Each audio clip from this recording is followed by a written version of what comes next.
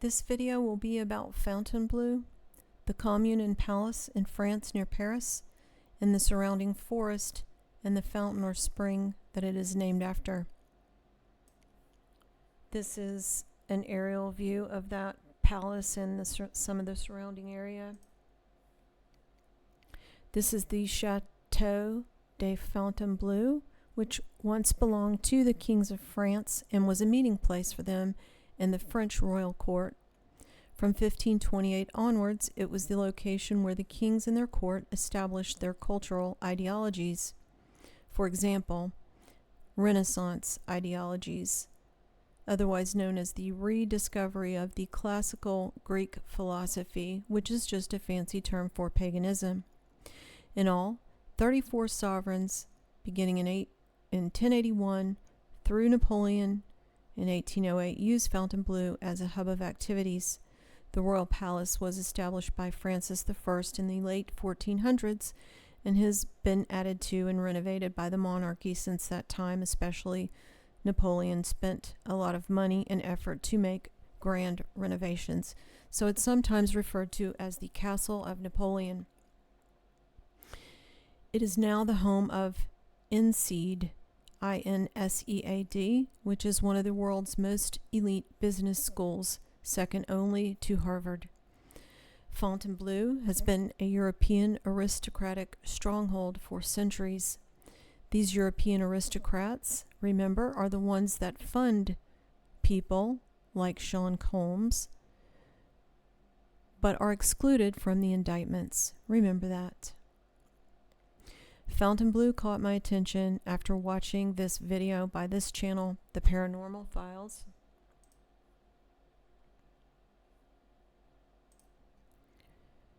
And this video is titled The Castle of the Elite, Where Humans Are Sacrificed, and I'm going to link this video. The video features an interview with a French man who is an admitted Satanist. He reports that the castle is a place where human sacrifice takes place.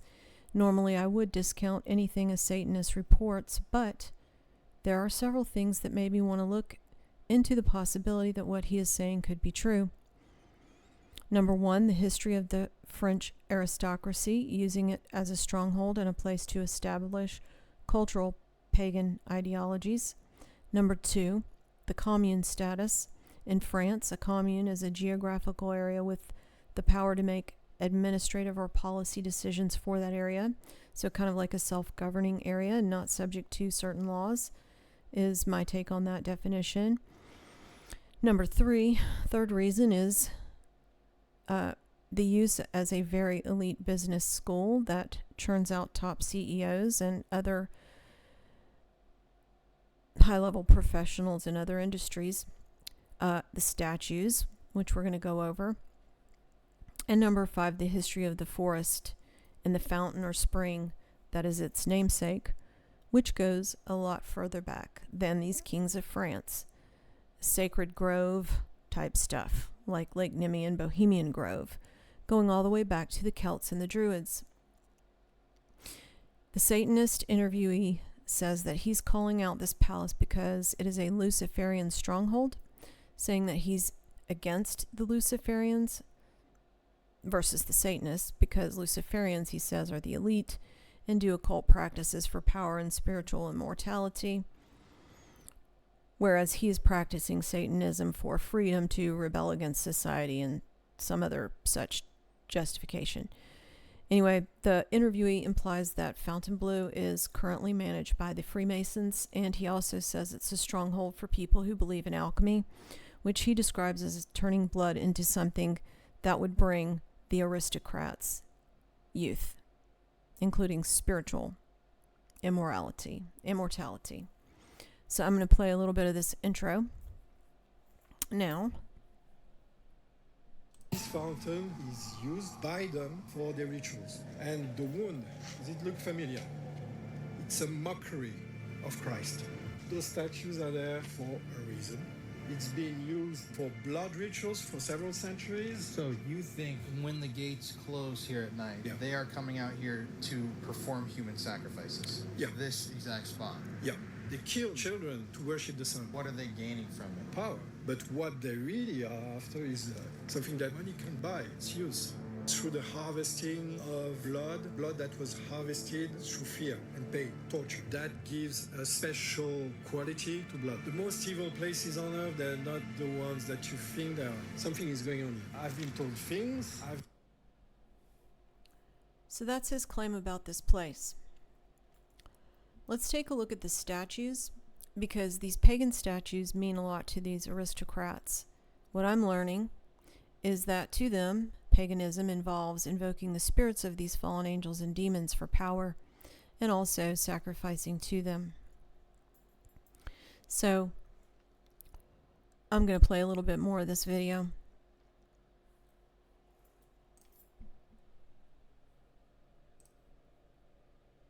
We are in the castle of Fontainebleau. We are in the gardens, the royal gardens. This place is one of the most famous castles in France, the second most well-known, the first one being Versailles. And it was the home of Napoleon.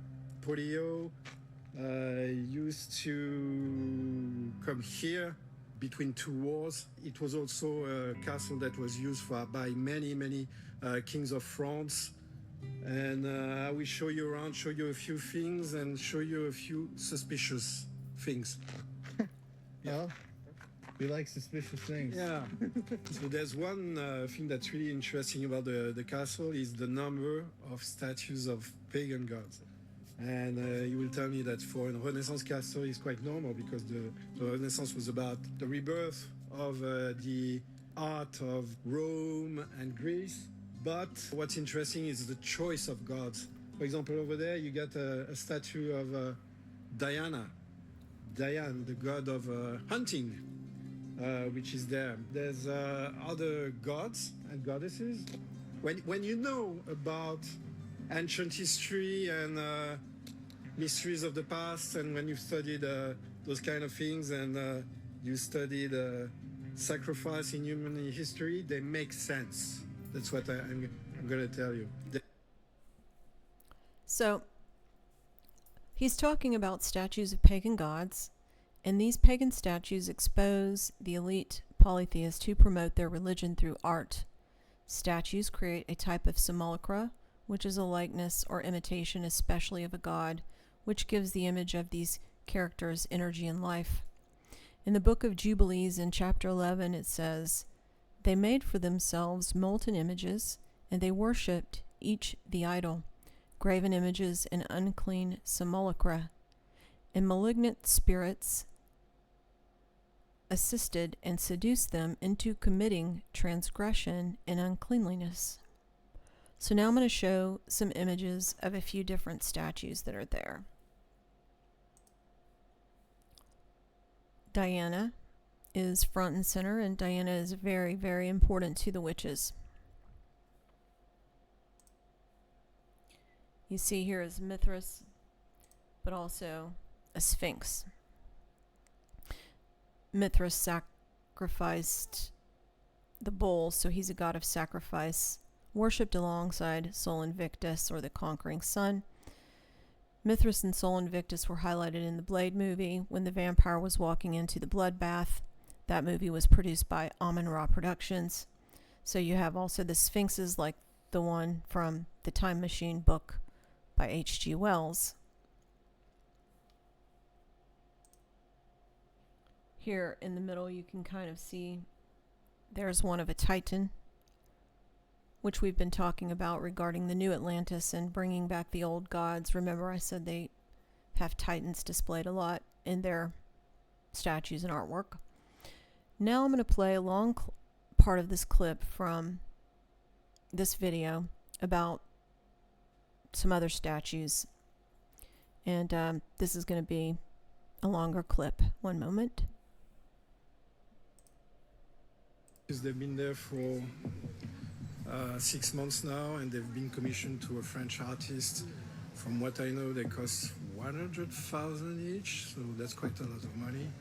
The official version is that there are statues of Celtic gods, Lug, which is a god of light and a god of fire, which incidentally gave its name to Lucifer. And the other goddess in front of Lug is Gaia, which is the goddess of earth. And I will tell you more about why the statues are here and what is this fountain about. It's a pretty creepy fountain, man. Yeah. What the? So maybe we can I'm going to show you something. So when I was telling you about statues of pagan gods, one of the most important here, and which has the most significance for me, is that they have a statue of Mitra, the god Mitra. So if you don't know, the god Mitra was a very important god during the Roman times. The cult of Mitra was extremely popular among gladiators, for example, or fighters of the legion. He was a warrior god, but also a sun god. And the cult of Mitra was based on sacrifice. Mitra, the god, sacrificed a bull, and by doing this sacrifice, he became more or less immortal. That's very important when you know what's going on in the fountain nearby. Why would they have this statue here? There's no other statues of Mitra in any other castles in France that I know of. This is the only statue that they have right there in the castle, just a few feet away from the fountain. Yeah, the fountain's once again right over there. Right there, right there. If we have a look, you see Mitra sacrificing a bull. There's something you have to understand about human sacrifice. The history of human sacrifice in humanity most of the time is linked to the worship of the sun. So you get that in South America with the Mayas, the Incas, but also in Persia, in ancient Rome. All over the world, the sun gods have been associated with human sacrifice. You would sacrifice humans for the crops, so that you would have good crops, you would have good fortune, etc. For the Brotherhood, Mitra is a very important deity.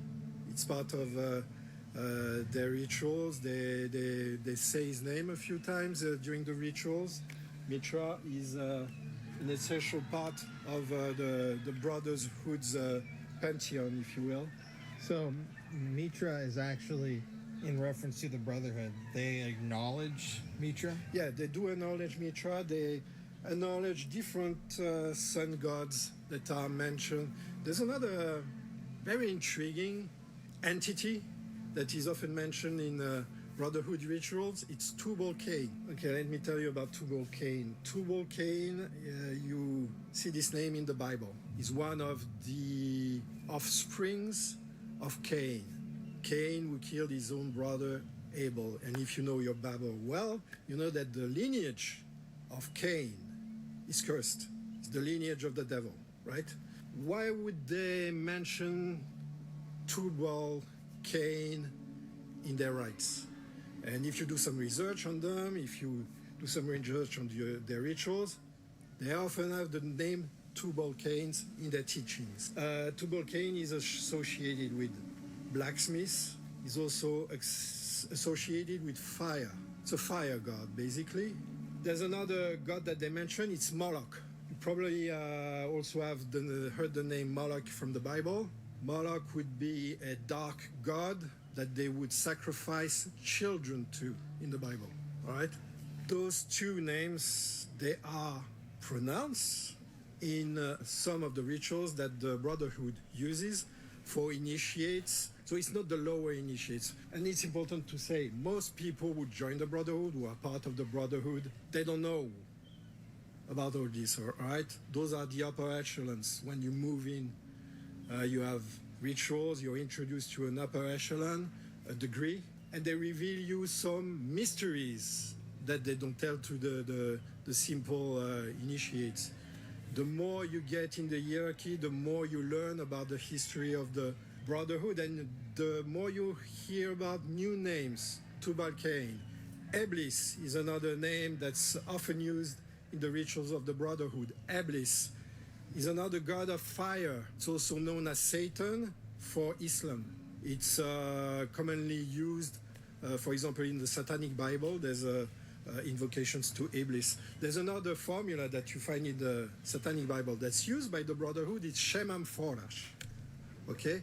Shemam Forash is an old incantation that probably comes from the Kabbalah, that is used by the Brotherhood for their rituals too, and also it's in the Satanic Bible. It's an incantation to dark energies. Mitra, the cult of Mitra, is mentioned in rituals of the Brotherhood too, and it's obvious that they have statues in their holy grounds. This is a holy ground of the Brotherhood. As I told you, this castle right there was the castle of Napoleon, who was a man who did a lot of good for the Brotherhood. So again, there's a bigger picture behind this.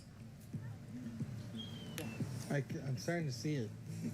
It's dots that you connect. This is the place I wanted to show you. This fountain here, it's a fountain that dates back from the Celtic times. It was a fountain dedicated to the Celtic god Belanus. So I want to stop you. Yeah. This fountain has been here, this actual yeah. fountain, since the Celtic times? Yeah, the fountain itself, not of course the statues, the masonry, but the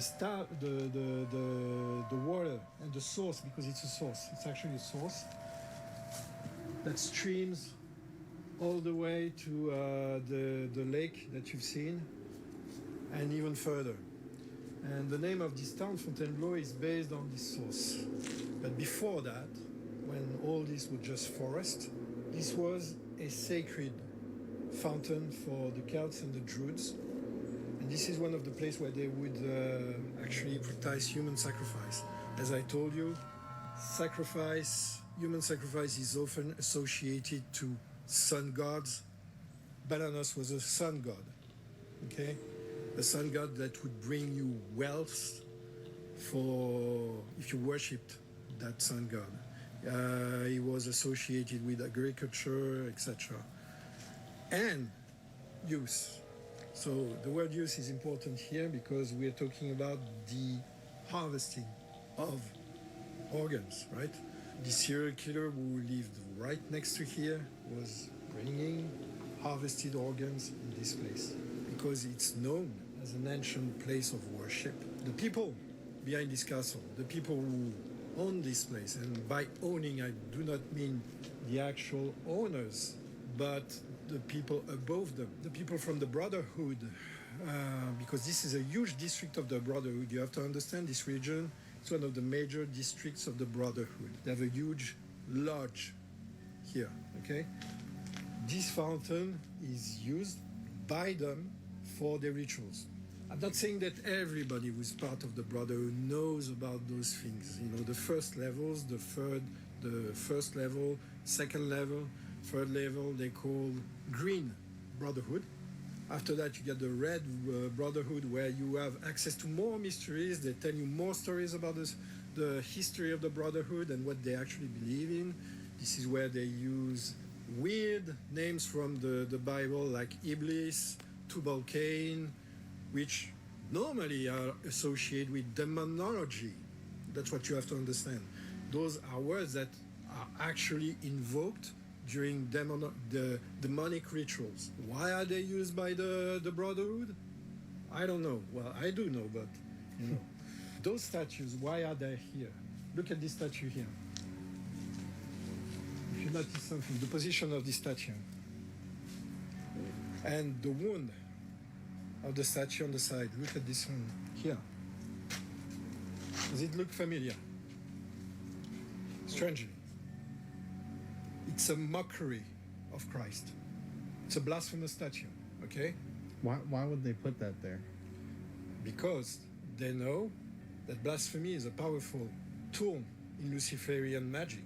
That's why they commissioned this statue specifically with this position, the crucifixion, the wound on the flank. This is a representation of Christ as a pagan god. This is the ultimate blasphemy. And the ram skull. Yeah, it's really bizarre that for a pagan Yeah, sculpture, it looks like Jesus Christ. it is. So notice the pose with the hands stretched out as a mockery of Christ is the same one that we saw Elon's kid doing in his tweet after he and Trump won the election. The same one we saw in Rosemary's Baby movie sequel poster and elsewhere. So now I want to look at the forest Fontainebleau. The 4th century BC was the arrival of the Celts and Ligurian tribes to that area. The Celts settled the region in the 5th century BC. And here's where a Celtic necropolis was discovered. Around the year 1000 AD, a human occupation of the forest consisted of lords and wealthy landowners. And that forest is known as the first nature preserve, so that's going to be important at the end. They say that 35 million years ago, the Fontainebleau forest was a sea that deposited sediments of sand 50 meters thick, and that sand is one of the purest in the world, used for optical fiber. They also used this forest as a setting for one of the first silent films titled Les Vampires.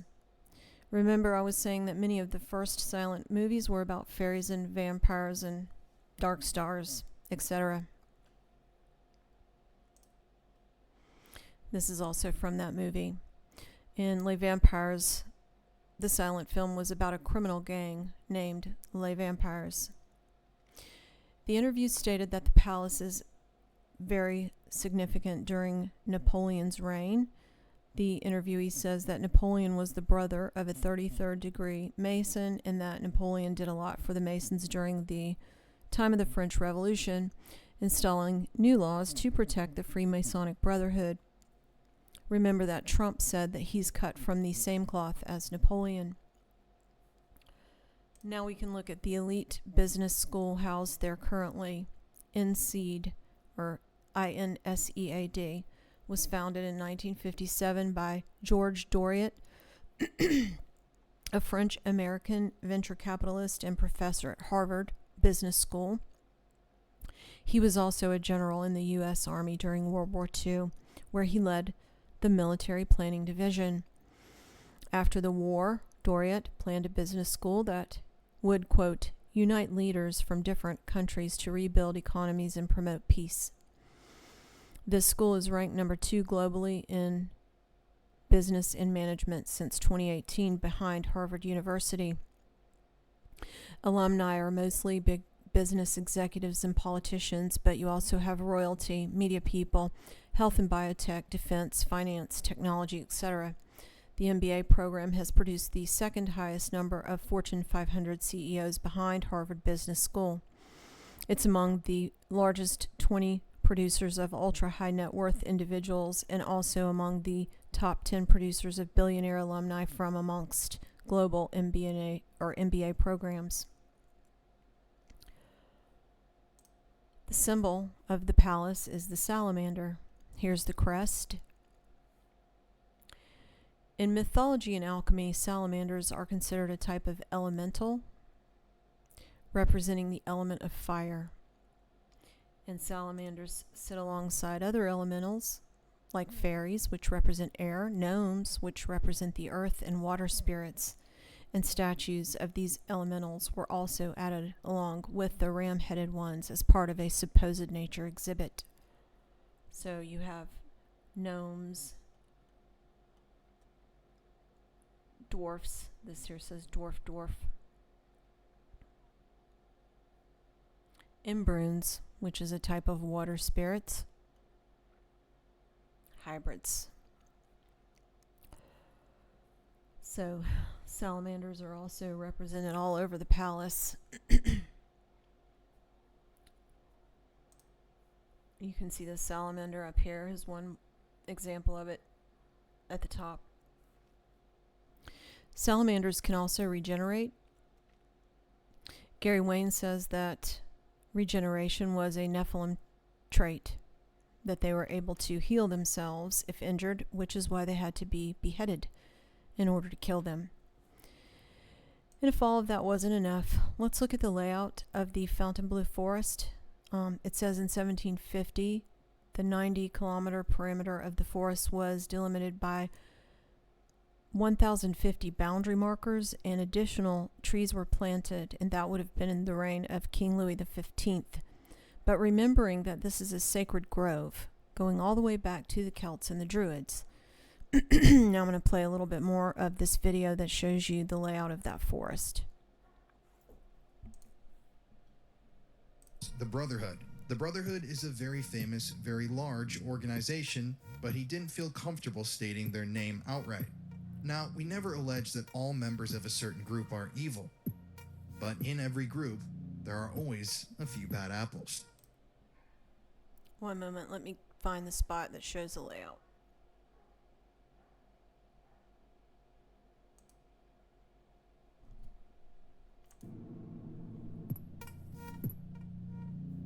There are just some places in the world that seem evil, and this chateau is one of them. But for now, we're going to focus on this parcel of land right next to this castle in France. Now, let's head over to Google Earth. Let's zoom in and take a look. I'm going to see if you guys notice anything. This land is owned and connected to the castle. And what is that? Well, it's a pentagram or pentacle, made of a tree line and some other things. I mean, it's pretty strange, right? Must be just on Google Earth. Nope, it's also on Google Maps, where you can see a clearer definition of the shape. Apple Maps shows the exact same thing. It seems to be an inverted pentacle or a pentagram of sorts, with the downward tip facing the chateau. I'm assuming that's the orientation that these people who put this there wanted it to be seen by. It's something that you wouldn't notice if you visited this castle during the day. In fact, it's something that only the constructors of this facility would even know exists in the first place. And that's because this castle is evil. In today's documentary, you're going to hear the whistleblower who we interviewed. So, there you go. I am wondering, though, about this channel because it has over 1 million subscribers, and I'm thinking that it would not be allowed to stay up exposing this sort of thing unless the powers wanted it to stay up. Thanks for listening.